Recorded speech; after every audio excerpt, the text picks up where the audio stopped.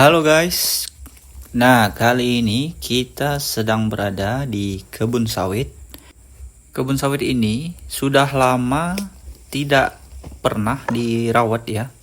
Dari pertama tanam dan sampai sekarang sudah berumur kurang lebih 3 tahunan, tidak pernah dipupuk, tidak pernah dirawat, ditebas maksudnya. Dibersihkan areal sekitarnya pun tidak pernah sebelumnya. Ini sudah kita bersihkan dan hari ini kita akan melakukan pemupukan yang kedua setelah dolomit kemarin. Kita hari ini akan melakukan pemupukan menggunakan rock fosfat ya. Jadi ini adalah pemupukan yang kedua.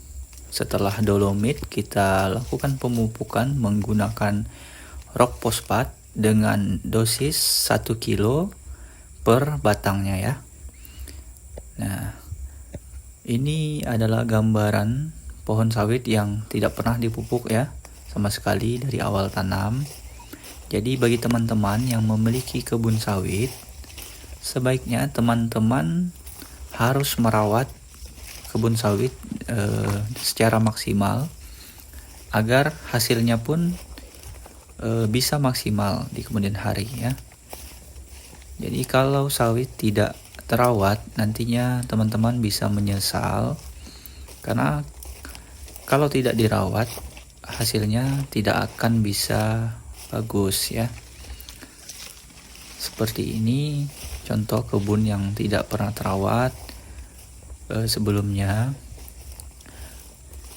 banyak sekali gulma yang ada di sekitar yang bisa mengganggu kebun ini ya, sehingga penyerapan pupuk atau unsur hara di tanah itu tidak maksimal, sehingga batangnya pun pertumbuhan batang dan daunnya pun tidak begitu bagus ya. Jadi apabila teman-teman memiliki kebun sawit, sebaiknya gulma-gulma atau semak belukar yang ada di sekitaran kebun sawit ini sebaiknya dibersihkan ya. Nah, contohnya seperti ini. Tumbuhnya pun tidak bagus ya. Kurang bagus karena kalah dengan gulma yang tinggi, sehingga penyerapan matahari agak kurang bagus, sehingga berdampak pada pertumbuhan batang maupun daunnya ya. Nah, sini juga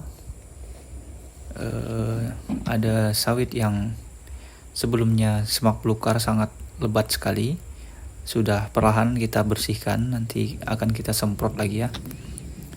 Sebelumnya sudah ditebas, dilakukan penyiangan. Nah, hari ini kita beri pupuk dulu dan nanti akan kita semprot lagi gulma-gulma, terutama akar labat yang ada di sekitar pohon sawit ini, karena akar-akar labat atau akar rumput yang menjalar itu sangat mengganggu bagi penyerapan nutrisi yang ada di tanah ya. Itu bisa menyebabkan pohon menjadi kerdil juga. Nah, ini salah satu contohnya. Sebelumnya ini berbuah, tapi ini baru muncul dompet lagi ya, karena sebelumnya tidak pernah dipupuk sama sekali. Nah, ini ada juga di sini sawit yang berdampingan. Yang satunya sudah berumur 2 tahunan dan yang satu umur 3 tahunan. Tapi yang ini agak kurang maksimal pertumbuhannya karena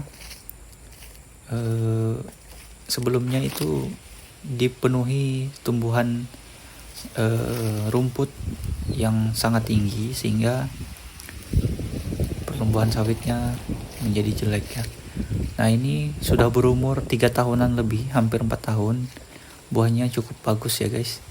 Jadi ini yang sebelumnya sudah terawat sangat bagus.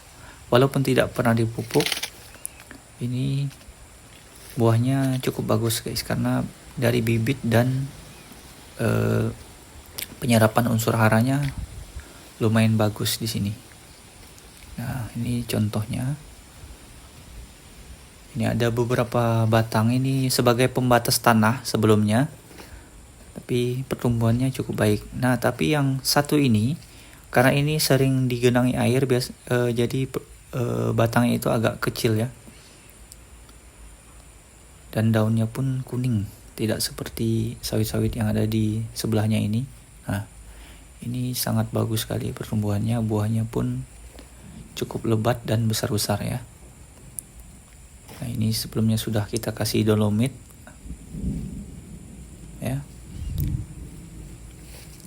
Nah, ada beberapa batang di sini yang sebagai pembatas tanah sebelumnya, tapi pertumbuhannya itu sangat bagus ya guys.